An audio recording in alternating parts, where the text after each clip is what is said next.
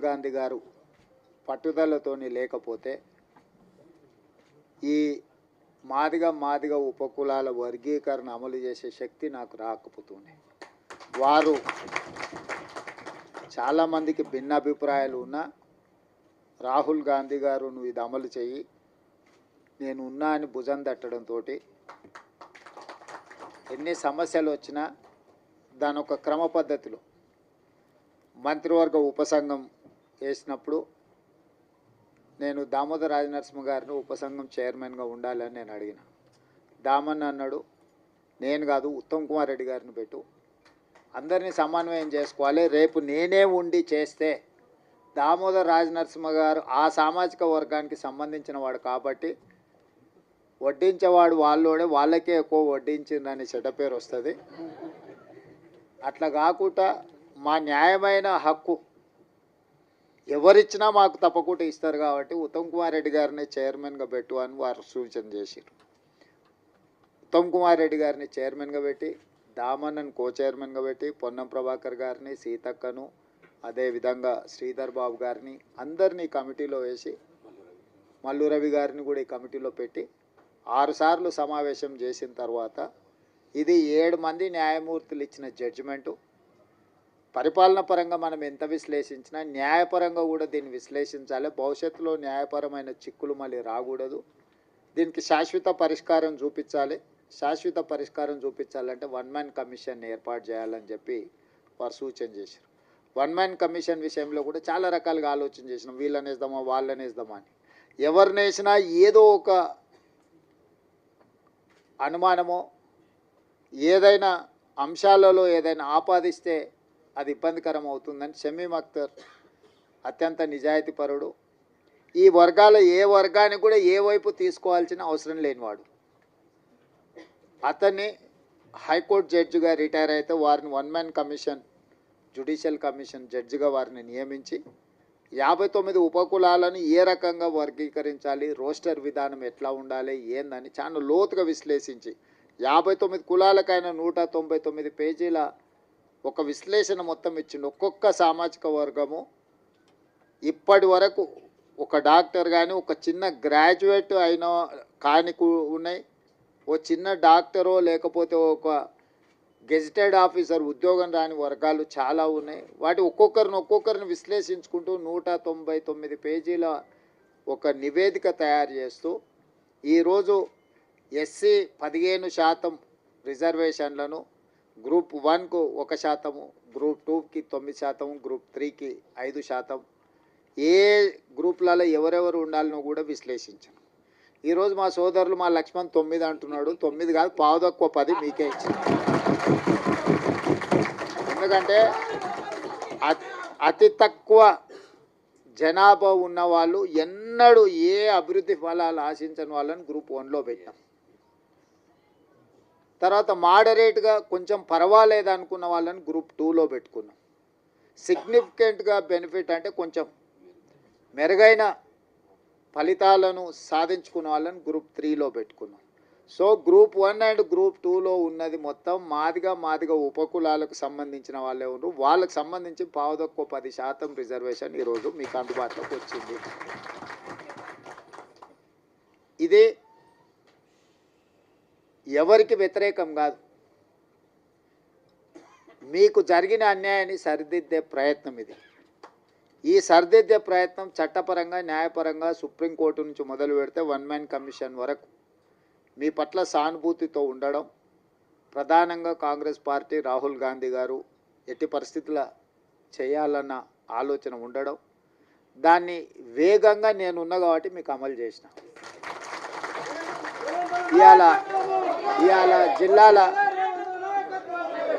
ఇవాళ జిల్లాలో మొదటి నుంచే నేను జడ్పీటీసీ కావచ్చు, ఎమ్మెల్సీ కావచ్చు, ఎమ్మెల్యే కావచ్చు, ఎంపీ కావచ్చు, ఇవాళ ముఖ్యమంత్రి కావచ్చు, ఏ స్థాయిలో నేను రాజకీయాలలో చిన్నది పెద్దది ఏ పదవైనా ఉండని మాదిగోళ్ళ పిల్లలు న్యాయంబడే తిరిగి ఎన్నికల ప్రచారం చేశారు.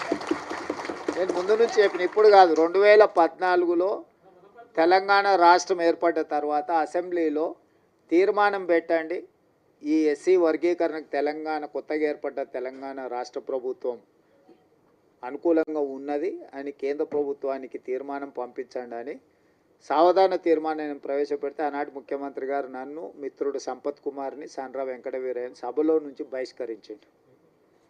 మేము పెట్టిన తీర్మానమే విధిలేని పరిస్థితిలో సభ ఏకగ్రీవంగా ఆమోదించాల్సిన పరిస్థితి వచ్చింది ఆనాడు. అఖిలపక్షాన్ని తీసుకెళ్తాను మళ్ళీ ఎన్నడూ తీసుకెళ్ళాలి. సరే మీరు కొంతకాలం ఓపికగా చూసిర్రు, అవకాశం ఇచ్చిండ్రు, మీకు సహనం ఓపిక ఎక్కువ. మీరు 10 ఏళ్ళు అవకాశం ఇచ్చుకుంటా ఈరోజు రేపు ఈ సంవత్సరం వచ్చే సంవత్సరం ఆపై సంవత్సరం జరగకపోతుందా అని ఎదురు చూసిర్రు. ఇక 10 ఏళ్లలో మీ సమస్యకు పరిష్కారం కాకపోతే ఈ సమస్యకు పరిష్కారం ఉన్నోళ్ళని దించడమే అని మీరు భావించిండ్రు.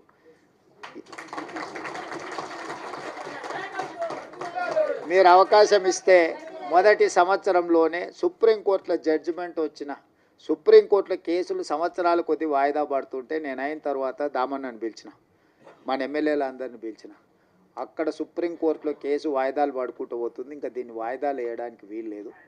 మనమే ప్రత్యేకంగా ప్రభుత్వం నుంచి ఉద్దండులైన న్యాయవాదులను నియమిద్దాం దామన్నా, నువ్వు ఢిల్లీకి వెళ్ళు ఎమ్మెల్యేలు అందరిని తీసుకొని అని చెప్పి వేముల వీరేశాన్ని, మందుల శామెల్ను, గవ్వంపల్లి సత్యనారాయణ, లక్ష్మణ్ని అందరినీ ఎమ్మెల్యేలు అందరినీ దామన్నకు తోడిచి ఒక కమిటీలాగా ఢిల్లీకి పంపించి మన సిద్ధార్థ్ లూత్రాను, అభిషేక్ సింఘ్వీని వీళ్ళందరినీ న్యాయవాదులను అందరినీ మన తరఫున సుప్రీంకోర్టులో బలంగా కేసును బెంచ్ మీదకి తీసుకొచ్చి బలంగా వాదనలు వినిపించినాం. ఎందుకు వర్గీకరణ చేయాలని దాని మీద.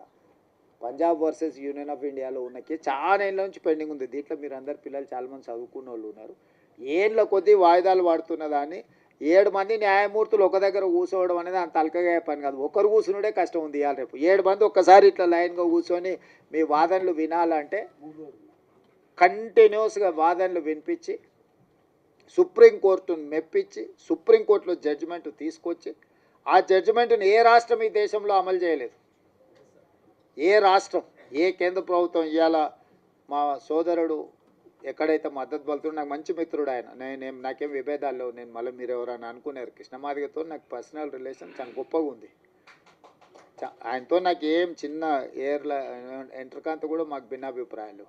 కాకపోతే నాకంటే ఆయన కిషన్ అన్నను మోడీని ఎక్కువ నమ్ముతుండు. కానీ వాళ్ళ ప్రభుత్వాలు ఉన్న దగ్గర కూడా ఎక్కడ అమలు చేయలే. ఎక్కడ కూడా ఏ రాష్ట్రంలో అన్న వాళ్ళ ప్రభుత్వం ఉన్న కాదు. ఇన్ని రాష్ట్రాలలో వాళ్ళ ప్రభుత్వం ఉంది, నన్ను చేసిరా. కానీ నేనేందంటే ఈ వర్గాలకు అన్యాయం జరిగింది, ఇక నేను ఉన్నప్పుడు కూడా న్యాయం చేయకపోతే వీళ్ళకి ఎవ్వరు న్యాయం చేయరని నేను బలంగా నమ్మిన. అందుకే ఇంకెవ్వరు ఏమన్నా అనుకొని ఎవరు ఏమన్నా తెచ్చుకొని ఈ జాతికి న్యాయం చేయాలనుకున్న పట్టుదలతోని దాన్ని పక్కడ్బందీగా అన్ని రకాలుగా చేసుకుంటూ వచ్చి నేను అసెంబ్లీలో బిల్లు చేసి, అంతకంటే ముందు ప్రొఫెసర్ కాసిము వాళ్ళు వచ్చి నాతో అడిగినారు. అంటే నేను చెప్పిన, మీకు బిల్లు కావాలన్నా ఆడాబిడి కావాలన్నా అని. మాకు బిల్లు కావాలి సార్ అన్న. బిల్లు కావాలంటే దీనికి ఒక ప్రాసెస్ ఉంటుంది. పిల్లగాడు ఎంత తెలుగుకల్లో చదువైనోడైనా వాడు సంవత్సరం చదివినాకనే పరీక్షలు పెడతాం కదా. దీనికి కూడా ఈ ప్రాసెస్ కూడా ఒక పద్ధతి ఉంటుంది. అసెంబ్లీ కానీ లేకపోతే క్యాబినెట్ కానీ కమిషన్ కానీ రిపోర్ట్ కానీ దాన్ని చట్టం రూపొందించాలి. చట్టంలో లొసుగులు ఉండొద్దు. మళ్ళీ దాన్ని చట్టం చేసినాక మళ్ళీ దాన్ని ఎవరో ఒకరు దాంట్లో ఏదో ఒకటి ఎతికి కోడిగుడ్డు మీద ఈకలు వీకినట్టు ఏదైనా చేస్తే అది మళ్ళీ మొదటికి వస్తే ఇంక మళ్ళీ ఎప్పటికీ ఇది అపరిష్కృతమైన శాశ్వత సమస్య ఉంటుందని చెప్పి దాన్ని పక్కడ్బందీ చేసి దాన్ని మొత్తం దామన్నను ముందలు పెట్టి వెనకంగా మేము అందరం ఉండి మిగతా వాళ్ళందరినీ సమన్వయం చేసుకుంటూ నేను సభలో కూడా అందరినీ కూడగట్టి ఎవ్వరు కూడా దీన్ని వ్యతిరేకించే సాహసం చేయలేదు. ఎవరిని కూడా వ్యతిరేకించనీయకుండా వ్యవహారం నడిపినాం. ఎందుకంటే దీన్ని అందరి ఆమోదంతో ముందుకు తీసుకెళ్తున్నాను ఒక అభిప్రాయం ఇవ్వడం ద్వారా మాదిగ ఉపకులాలు ఎవ్వరికి అన్యాయం చేస్తలేరు. వీళ్ళు వాళ్ళ న్యాయమైన హక్కు కోసమే వాళ్ళు ప్రయత్నం చేస్తున్నారు అనే ఒక విస్తృత అభిప్రాయాన్ని కల్పించడం కోసం ప్రభుత్వం పూర్తిగా ప్రయత్నం చేసింది. ఇవాళ దాన్ని సాధించుకున్నాం. నేను ఆయన అసెంబ్లీలో చెప్పిన, దీన్ని కొలిక్కి తెచ్చే వరకు ఏ నోటిఫికేషన్ ఇవ్వనండి. ఆయన నుంచి ఇవాళ వరకు ఒక్క నోటిఫికేషన్ కూడా ఇవ్వలే. ఎందుకంటే నాకు కూడా దీన్ని ఏదో ఒకటి తేల్చాలి. ఎన్నేళ్ళు 30 ఏళ్ళ నుంచి 35 ఏళ్ళ నుంచి ఇది సిక్కుముడై జటిలం అయిపోయి ఇది ఓ సమస్యగా తయారవుతుంది. దీనికి ఒక పరిష్కారం చూపిస్తే చరిత్రలో ఎప్పుడైనా చిన్న సాయం చేస్తేనే మీరు ఎక్కువ గుర్తుపెట్టుకుంటారు. పూట ఇంత అన్నం పెడితే కూడా 10 ఏళ్ళు 20 ఏళ్ళు ఈ జాతి నమ్మకంగా ఎంబడి నడుస్తుంది. ఓ పూట భోజనం పెడితే కూడా నమ్మకంగా నడుస్తారు. గ్రామాలలో మాకు తెలుసు. ఎందుకంటే పొలంకాడు మీకు మాకే కాదు ఉన్నది సంబంధం అంతా. బాయికాడ ఏదైనా ఉన్నది మీకు మాకే సంబంధం కాబట్టి మీ గురించే నాకు నాకు నాకు పూర్తిగా అవగాహన.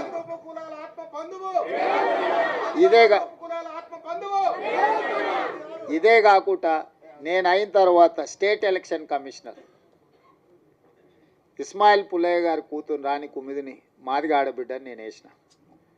100 ఏళ్ళ హిస్టరీ ఉన్న ఉస్మానియా యూనివర్సిటీకి 100 ఏళ్ళ నుంచి ఏ దళితుడు కాలే.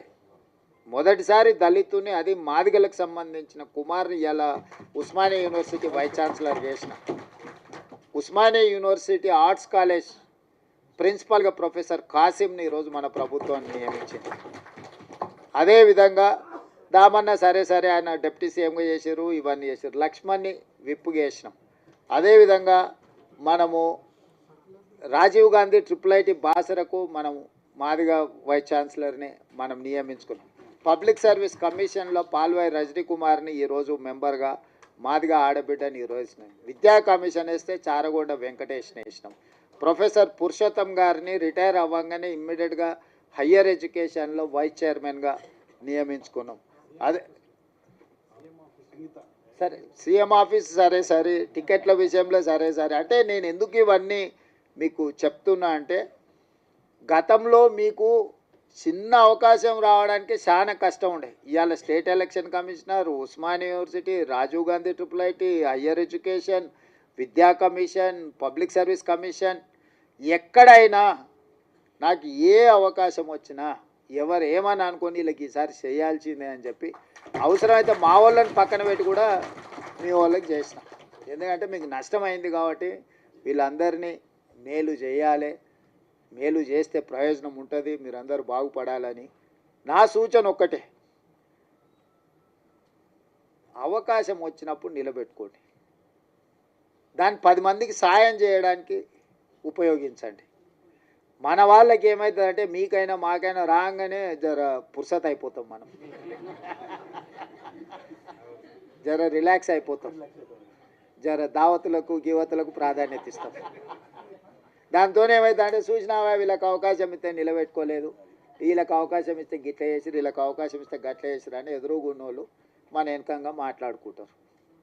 అందుకోసం నేనేమంటున్నట్టు ఈ అవకాశం వచ్చిన వాళ్ళు కానీ రేపు భవిష్యత్తులో ఈ ఉద్యోగాలలో డాక్టర్లుగా, లాయర్లుగా, ఇంజనీర్లుగా, IASలుగా, IPSలుగా మన పిల్లలు ఎవరైనా చివరికి హోంగార్డ్ కానీ కానిస్టేబుల్ కానీ 10 మందికి సాయం చేసేటట్టు మనం దీన్ని నిలబెట్టుకుంటే ఏమవుతుంది అంటే ఇంకో 10 అవకాశాలు వస్తాయి.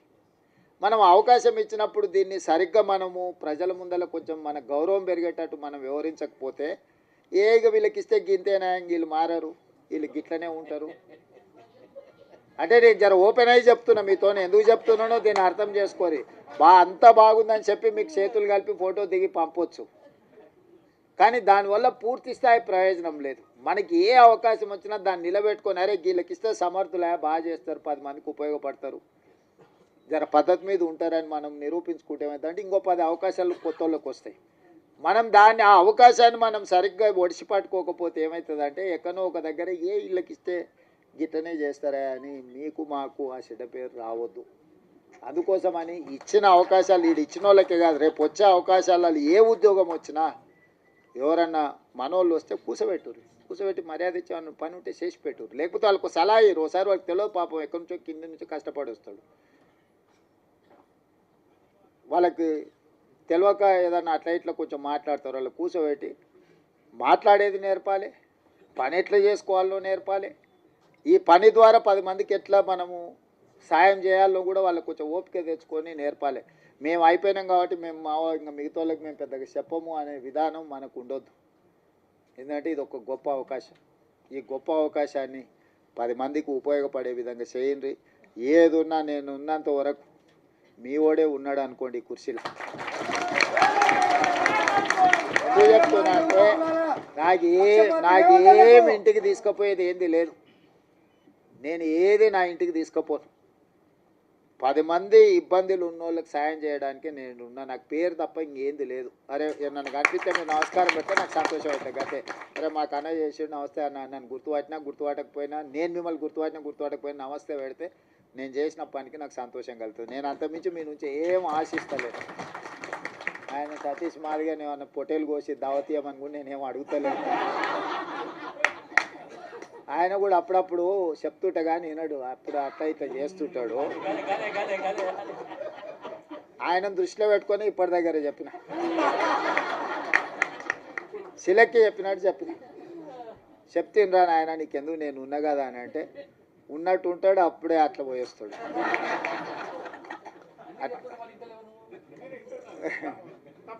చింతాస్వామి సరే, చింతాస్వామి నాకు చదువుకునేటప్పటి నుంచి కూడా తెలుసు, ఫైన్ ఆర్ట్స్ కాలేజ్ నుంచి కూడా తెలుసు. మన వాళ్ళకి ఏంటంటే ఆవేశం ఎక్కువ, కొంచెం ఆలోచన తక్కువ చేస్తారు. ఆవేశంలో ఆలోచన రాదు ఎవరికైనా, ఎవరికైనా, నాకైనా మీకైనా ఎవరికైనా. ఆవేశంలో తీసుకున్న నిర్ణయం అక్కడికి రాదు. ఆవేశాన్ని తగ్గించండి, ఆలోచన వెంచూరి, వచ్చిన అవకాశాన్ని సద్వినియోగం చేసుకొని ఈ ప్రభుత్వం మీకు అండగా నిలబడుతుంది. మీ మంచి కోసం పనిచేస్తే మీ వెల్ఫేర్ కావచ్చు, మీ డెవలప్మెంట్ కావచ్చు, పిల్లలకి చచ్చిపోయిన వాళ్ళు లేకపోతే బాధితుల కుటుంబాలకి ఇంతకుముందే ఇచ్చిండ్రు. బుడగ సంఘాల నుంచి వీళ్ళందరికీ ఇల్లు లేని వాళ్ళు ఉన్నారు. అందరికీ ఈసారి ఇల్లు ఇచ్చే బాధ్యత నాది. మీ అందరినీ మీ వెల్ఫేర్ కోసం, మీ డెవలప్మెంట్ కోసం, మీ ఎడ్యుకేషన్ కోసం పర్ఫెక్ట్గా గవర్నమెంట్ చేస్తుంది. ఓ రోజు ఆలస్యం కావచ్చు, నాకు 100% ఇవ్వాలని ప్రేమ ఉన్న ఓసారి అవకాశం రాదు. దాని అర్థం మీకు ఇవ్వద్దని కాదు. దానికి కొంచెం ఓపిక, కొంచెం వ్యవహారం, కొంచెం పద్ధతి మీద మనం చేసుకుందాం. మీరందరూ ఎవరితో కొట్లాడకరి, మీరు ఎవరితో వాదించాల్సిన పని లేదు, ఎవరితో కొట్లాడాల్సిన పని లేదు. మీ పని మీకు జరుగుతుంది. జరగడానికి ఇంతమంది ఉన్నాం మేము ఈడ. మీకు ఏం కావాలో చేసి పెట్టడానికి మేము ఉన్నాం, చేసి పెడతాం. మంచిగా చేసుకొని నిలబెట్టుకోండి. పిల్లల్ని మంచిగా కోచింగ్ సెంటర్లకు పంపించుర్రి, ప్రిపేర్ చేయండి, పాస్ చేయించుండ్రి. వాళ్ళకి ఎడ్యుకేషన్కి ఏం కావాలనో, వాళ్ళ కోచింగ్లకు ఏం కావాలనో కూడా ఫర్దర్గా చేద్దాం. ఎందుకంటే ఇప్పుడు వరుసగా నోటిఫికేషన్లు వస్తాయి. ఈ నోటిఫికేషన్లలో పిల్లలు సెలెక్ట్ కాకపోతే మనం ఇచ్చిన ప్రయత్నం అంత ఏంది? బ్యాక్లాగ్ పోస్టులు ఎందుకు ఉండాలి? పిల్లల్ని చదివించురు, వాళ్ళ చదువులకు కావాల్సిన, వాళ్ళ కోచింగ్లకు కావాల్సిన ఏమున్నాయి, ఫారెన్ పంపించడానికి స్కాలర్షిప్లు ఉన్నాయి, అన్నీ ఇస్తా. పిల్లల్ని పంపించురు, బయటికి పంపించరు. ఎంతసేపు మన ఊర్లోనే మనం ఉండి, మన ఇళ్ళలోనే మనం ఉండి, మన దగ్గరనే ఉండి, ఇక్కడనే మనం ఇందులోనే ఇది చేయకంటే కొంతమంది చదువుకున్న వాళ్ళు చిన్న బయటకు పోతుంటే వాడు పెద్దోడు అవుతాడు, ఎదుగుతాడు, సమాజానికి ఉపయోగపడతాడు. వాడిని చూసి ఇంకో నలుగురు తయారవుతారు. అరే మావాడు అమెరికాకు పోయి మేము కూడా పోతుంటాం, వాడు పోయినోడు నలుగురిని తీసుకుపోతాడు. ఒకరు పోయినరా అనుకో, నలుగురు తనకు తెలిసిన వాళ్ళే తీసుకుపోతాడు కదా. అట్లనే మన దాంట్లో కూడా ఎవరైనా పోయేది ఉంటే కొంచెం భుజం దట్టూరి చేయరి, ఏ పని ఉన్నా వచ్చి చేయించుకొని పోండి. మీ అందరిని చూసి నాకు మంచి సంతోషమైంది. మీరందరూ అండగా నిలబడి. ఒక సభ నేను మిమ్మల్ని అందరిని అడిగేది ఒక్కటే, నా కోసం కాదు, రాహుల్ గాంధీ గారు దీంట్లో పెద్ద ఎత్తున చేసిండు. మీ సత్తా ఆనాడు ధర్మయుద్ధం పరేడ్ గ్రౌండ్లో చేసినప్పుడు నేను మీకు అండగా నిలబడ్డా. మీకు గుర్తుందో లేదో మరి వచ్చిన వాళ్ళకి. సరే, ఆ రోజు నేను వచ్చిన అట్లాంటిది ఈరోజు విజయోత్సవ సభ పెట్టుండ్రి. రాహుల్ గాంధీని దామన్న తీసుకొస్తాడు. ఎందుకంటే మనము కృతజ్ఞత చూపిస్తే ఆయనకు కూడా ఉత్సాహం వస్తే ఇంకో 4 రాష్ట్రాలలో చేపిస్తాడు.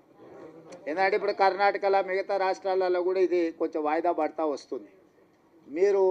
మీరు అండగా నిలబడ్డట్టు 10 లక్షల మంది జమై ఆయన నిజేసి దామన్న మనోళ్ళందరి నేతృత్వంలో, మహేష్ గౌడ్ గారి నేతృత్వంలో ఒక అభినందన సభ పెట్టి రాహుల్ గాంధీ గారిని ఇచ్చేసారని. ఏ మనిషి అయినా అభినందన కంటే ఏముంటుంది? గాంధీ కుటుంబానికి ఏంది? దేశం కోసం సర్వం ఇచ్చిన వాళ్ళు, దేశం కోసం సర్వం ఇచ్చారు, ప్రాణాలు ఇచ్చారు, అన్ని ఇచ్చారు. వాళ్ళకి ఏముంటుంది? మీరు మాకు సాయం చేసారు, మిమ్మల్ని గుర్తుపెట్టుకున్నామని మీరు అందరు గట్టిగా చప్పట్లు కొడితే ఆయన ఉత్సాహంతో ఇంకా 4 రాష్ట్రాలలో చేపిస్తాడు. మన ప్రభుత్వం ఉన్న ప్రతి రాష్ట్రంలో అమలు జరిగితే ఆటోమేటిక్గా మిగతాలో కాక సెగ తగులుతూనే ఉంటుంది. తలగదా? తప్పు సప్పుడు ఇప్పిస్తూనే ఉంటుంది కదా వాళ్ళ చెవులకు. అందుకోసమని ఈడ కదలంగానే అవతల పక్కలా కొంచెం కదులుతూనే ఉంది కదా. ఆ పక్కన ఈ పక్కన ఆటోమేటిక్గా అట్లా కదులుతుంది. అరే వీళ్ళంతా రాహుల్ గాంధీ అమ్మడు పోయేటట్టున్నారు అంటే భయానికైనా చేస్తారు. అప్పుడప్పుడు జర తెలుగుగా భయపెట్టి కూడా చేసేది నేర్చుకోండి అని తెలియజేస్తూ సెలవు తీసుకుంటున్నా.